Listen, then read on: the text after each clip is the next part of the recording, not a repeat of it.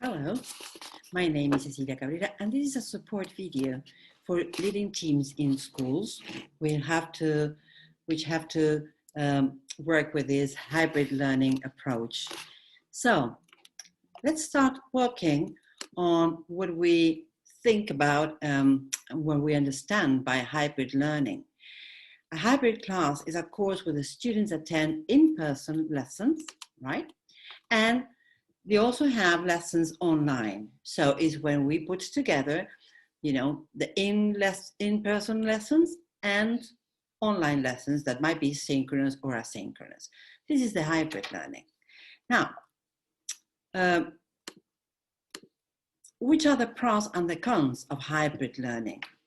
We have as a pros, right, that the learners work at their own pace, right? The teachers and learners have time to plan, reflect, and collaborate, which is absolutely essential, that teachers have weekly time to work with their colleagues and work together, plan together, receive feedback, Teachers might be able to put into practice differentiated instruction, and there is the opportunity to assign the different learners different tasks and assignments so they can move on from where they are to a better or more informed position, right? So teachers have this possibility. Learners might develop autonomy and independence because they are going to be working at home with lots of asynchronous assignments. And parent involvement, right, becomes natural and positive because the parents are there. In a way, they are participating from the lessons, and they are informed about the assignments that children have and such. So the parents can become, more collaborative. Now, which are the cons of this hybrid learning approach? The learners might spend too much time, right, using screens, and this is a real problem that we're having today, right? The children are spending too much time online, they are spending too much time working on platforms, and therefore they are having enormous amounts of time facing screens and working with screens, which leads to other emotional and behavioral problems. Teachers also spend too much time working on screens, and therefore we are having teachers with lots of stress, overloaded, so we have to take care of the teachers. Teachers are expected to teach 2 lessons at the same time, so when teachers are not very knowledgeable about hybrid learning, they might plan 2 different lessons, one for the students they have in the classroom and another plan for the students they have working online. This shouldn't be like this. The lesson plan is only one. The difference is that some students are going to be working online and some other students are going to be working in person. But both groups of learners should be sharing the same lesson plan. And therefore, we are having stress, overloaded teachers and learners. So what researchers say?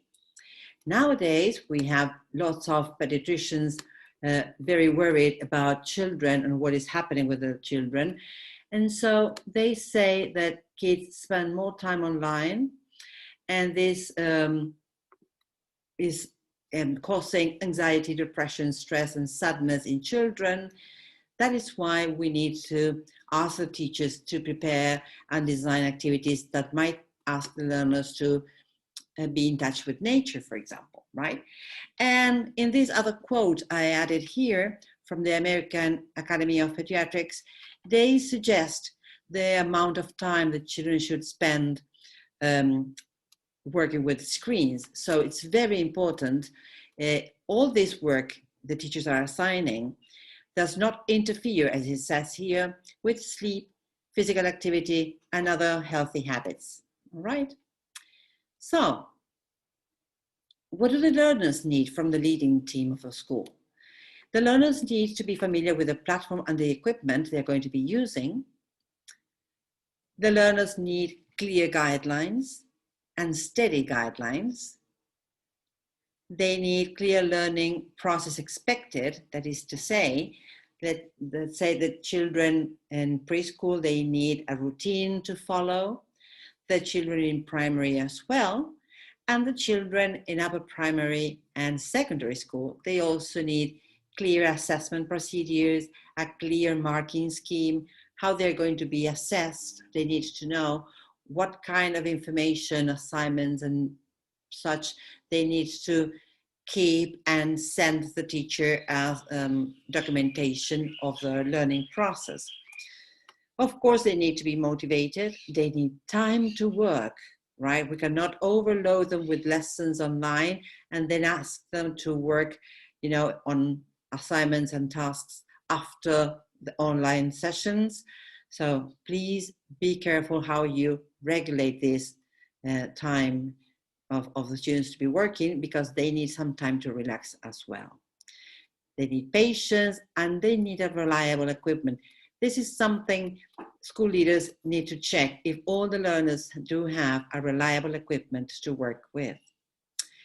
Here is the amount of time suggested for the different age groups, for asynchronous lessons and for asynchronous lessons. So it's good for you to have this information and have a look at this every now and then. And now we are going to see what the teachers need from the leading team. The teachers, of course, they also need a reliable equipment and fast access to internet and high-speed connection. So it's maybe the responsibility of the team of leaders of the school to check that all teachers who have to work online, they do have this equipment and access to the internet. They need support and guidance to combine the face-to-face lessons with the remote teaching, as I was saying. They need to learn how to put those two worlds together with the same planning and the same syllabi. They need, of course, clear and consistent guidelines from the leaders of the school, so the teachers know which is the framework and how to work in those conditions. And they need time to collaborate with other colleagues, to think together, to meet the instructional technology staff, to ask them questions, time to become familiar with the technology, to experiment with the technology itself, to find apps and resources online. They need time to set up the environment for the virtual classroom. They need to find a place where they can teach at home.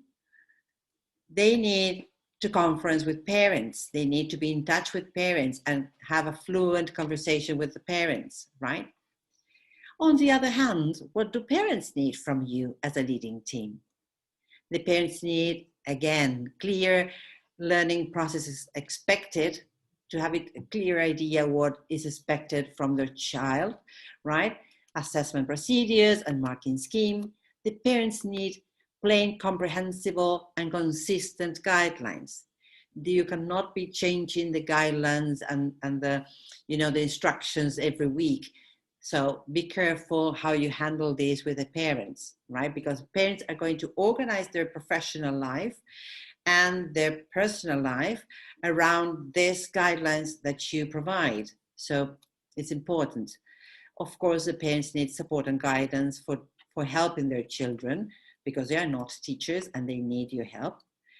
And the parents need to develop this sense of belonging to the learning community of the school. And parents need to relax and trust the school and the teachers. And that is very important, that the team, the school leading team, makes the parents feel they have and they need and they should relax and trust the school they have chosen. So this is very important. But in a way, when the parents start receiving all these guidelines, this consistency from the school, this clear process expected, the clear assessment procedures, the parents are going to relax, okay? And what do you need as a school leader? Okay, you need reliable information to make informed decisions. So it's very important you have reliable information from the authorities in your state and country. You need reliable information about hybrid learning from different sources, qualified sources that you can read and inform yourself and trust. You need support to develop a collaborative leadership, your collaborative leadership skills. So this means that you need a team of teachers you can trust and that you can work collaboratively to lead the school. You need confidence and trust to set clear standards, guidelines, and procedures with and for the learners, the teachers, and the parents. You need flexibility. You need to be consistent, of course, but sometimes you need to be quite lenient when necessary. So you need to find a balance there. And you need resources to provide teachers and learners with the necessary resources and materials so that learning can happen. And you need time. Please give yourself permission to have some time aside for you to think and reflect, right? Thinking and reflecting for leaders is for everybody, but for leaders, it is essential and it's negotiable. So you need time to think, time also to interact with teachers, learners, parents fluently, you know. In a stress-free environment, you need time to interact with them so you can get information to think and reflect on. And you need feedback. You need to give and accept feedback in the best way possible. So if you're going to continue reading and in order to provide you with some reliable sources for your own research on the topic, I have added here some links, and of course, you can contact me if you want some extra help on this, okay? And please remember, you're not alone. Thank you.